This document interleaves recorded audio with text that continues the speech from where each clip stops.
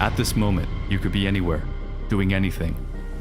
Instead, you sit alone before a screen. So what's stopping us from doing what we want, being where we want to be? Each day we wake up in the same room and follow the same path to live the same day as yesterday. Yet at one time, each day was a new adventure. Along the way, something changed. Before our days were timeless, now our days are scheduled. Is this what it means to be grown up? To be free? But are we really free? Food, water, land, the very elements we need to survive are owned by corporations. There's no food for us on trees, no fresh water in streams, no land to build a home. If you try and take what the earth provides, you'll be locked away. So we obey their rules. We discover the world through a textbook.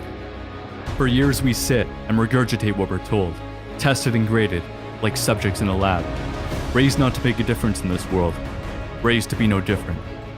Smart enough to do our job, but not to question why we do it. So we work and work, left with no time to live the life we work for. Until a day comes when we are too old to do our job. It is here we're left to die. Our children take our place in the game. To us, our path is unique, but together we are nothing more than fuel. The fuel that powers the elite who hide behind the logos of corporations. This is their world, and their most valuable resource is not in the ground. It is us. We build their cities, we run their machines, we fight their wars. After all, money isn't what drives them, it's power. Money is simply the tool they use to control us.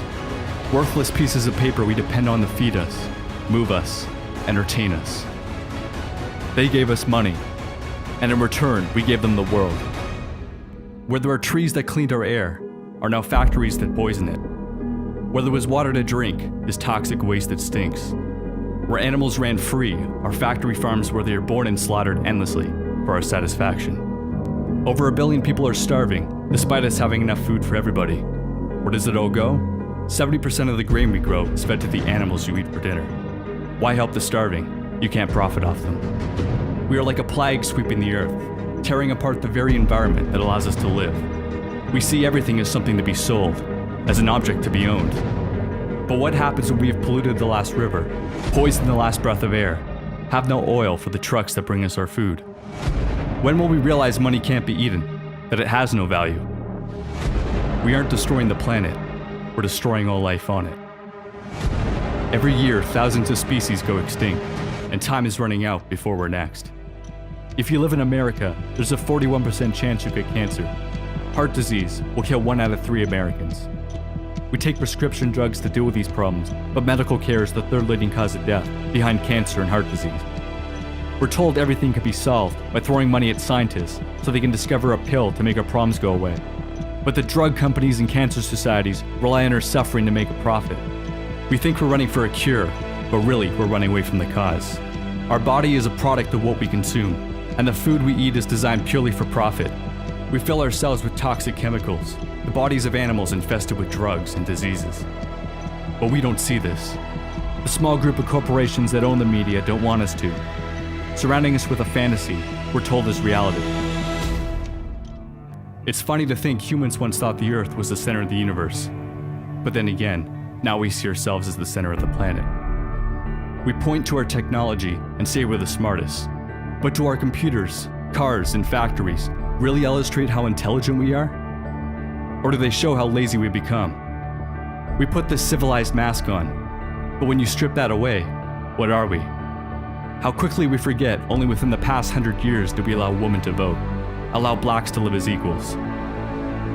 We act as if we're all-knowing beings, yet there's much we fail to see. We walk down the street ignoring the little things, the eyes who stare, the stories they share, seeing everything as a background to me. Perhaps we fear we're not alone, that we're a part of a much bigger picture. But we fail to make the connection. We're okay killing pigs, cows, chickens, strangers from foreign lands, but not our neighbors, not our dogs or cats, those we have come to love and understand. We call other creatures stupid, yet we point to them to justify our actions. But does killing simply because we can, because we always have, make it right? Or does it show how little we've learned, that we continue to act out of primal aggression, rather than thought and compassion? One day, the sensation we call life will leave us. Our bodies will rot, our valuables recollected. Yesterday's actions will remain. Death constantly surrounds us. Still, it seems so distant from our everyday reality. We live in a world on the verge of collapse. The wars of tomorrow will have no winners. For violence will never be the answer. It will destroy every possible solution. If we all look at our innermost desire, we will see our dreams are not so different. We share a common goal, happiness. We tear the world apart looking for joy, without ever looking within ourselves. Many of the happiest people are those who own the least. But are we really so happy with our iPhones, our big houses, our fancy cars?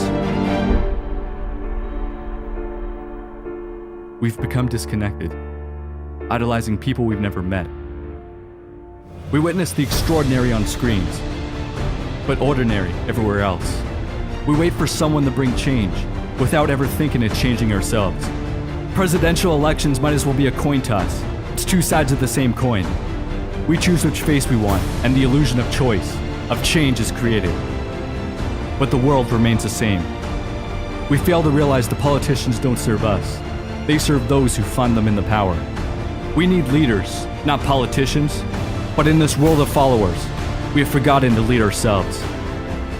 Stop waiting for change, and be the change you want to see. We didn't get to this point by sitting on our asses. The human race survived not because we are the fastest or the strongest, but because we work together. We have mastered the act of killing. Now let's master the joy of living.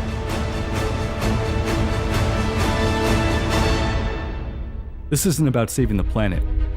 The planet will be here, whether we are or not. Earth has been around for billions of years. Each of us will be lucky to last 80. We are a flash in time, but our impact is forever. I often wish I lived in an age before computers, when we didn't have screens to distract us. But I realize there's one reason why this is the only time I want to be alive. Because here today we have an opportunity we never had before. The internet gives us the power to share a message and unite millions around the world. While we still can, we must use our screens to bring us closer together rather than farther apart. For better or worse, our generation will determine the future of life on this planet. We can either continue to serve this system of destruction until no memory of our existence remains, or we can wake up, realize we aren't evolving upwards, but rather falling down. We just have screens in our faces so we don't see where we're heading. This present moment is what every step, every breath, and every death has led to. We are the faces of all who came before us. And now it is our turn.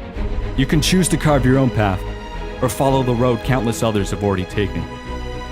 Life is not a movie. The script isn't already written. We are the writers. This is your story. Their story. Our story.